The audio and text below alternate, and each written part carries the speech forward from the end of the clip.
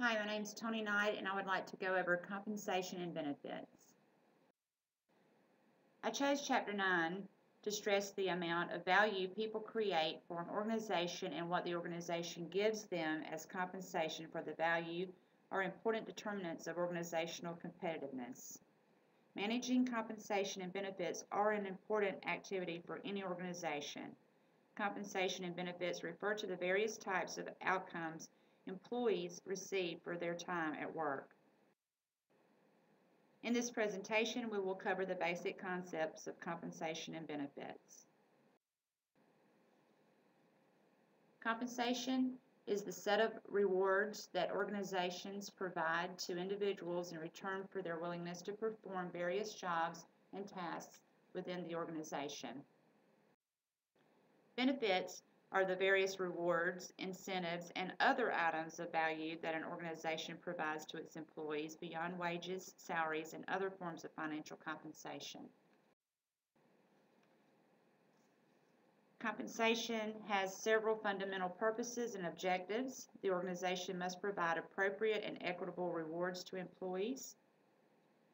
You have internal equity that refers to comparisons made by employees to other employees within the same organization.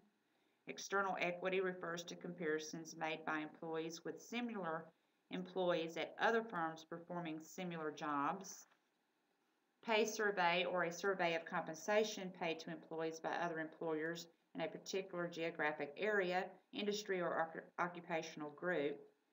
Legal standards refers to under the Equal Pay Act 1962, men and women who perform essentially the same job must be paid the same.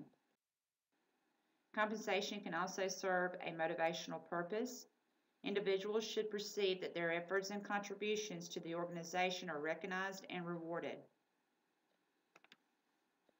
The ideal compensation system would be one that reflects an appropriate balance of organizational constraints, costs, budgets, income, and cash flow relative to employee needs, expectations, demands, and market forces.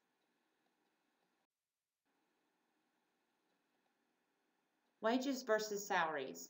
Wages is an hourly compensation paid to operating employees, and the basis is for wages is time. Salary is income paid to an individual on the basis of performance, not on the basis of time. Firms can adopt one of three basic compensation strategies: pay above market compensation rates, or below market rates. Several different factors contribute to the compensation strategy that a firm develops. One general set of factors has to do with the overall strategy of factors, with the organization itself. A clear and carefully developed relationship should exist between a firm's corporate and business strategies and its human resource strategy. This connection in turn should also tie into the firm's compensation strategy. The overall ability of the organization to attract and retain employees is a critical factor. Union influences are another important determinant of an organization's compensation strategy. Once a compensation strategy has been chosen, it is necessary to determine exactly what employees on a given job should be paid. The starting point in this effort has traditionally been job evaluations. Job evaluation is mostly concerned with establishing internal pay equity. Among the most commonly used are classification, point, and factor comparison systems. An organization that uses a classification system attempts to group sets of jobs together into classifications called grades. After classifying is done, each set of jobs is then ranked at a level of importance. The third step is to determine how many categories or classifications to use for grouping jobs.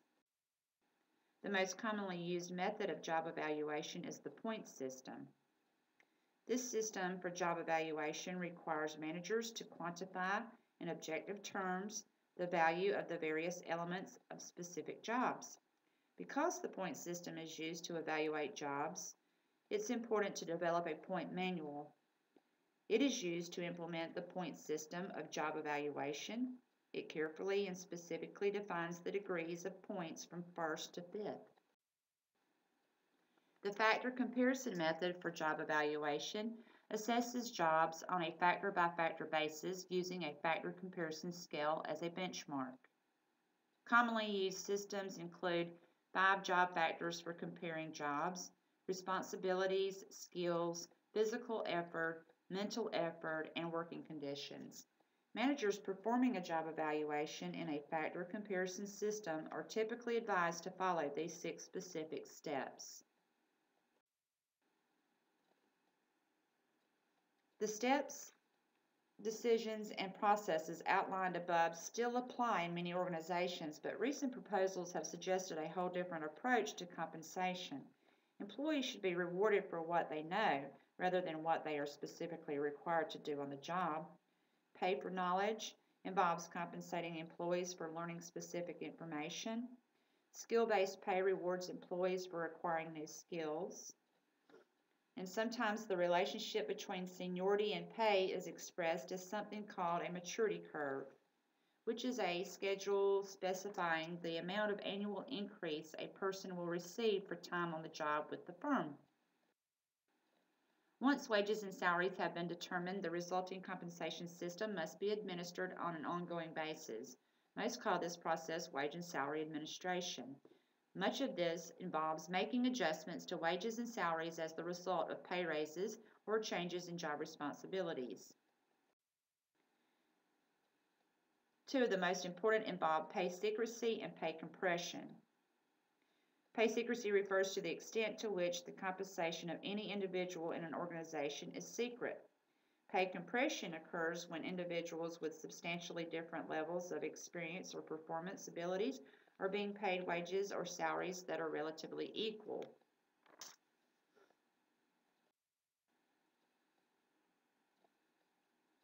Companies spend more than 1/3 of wages and salaries and additional expenses on benefits.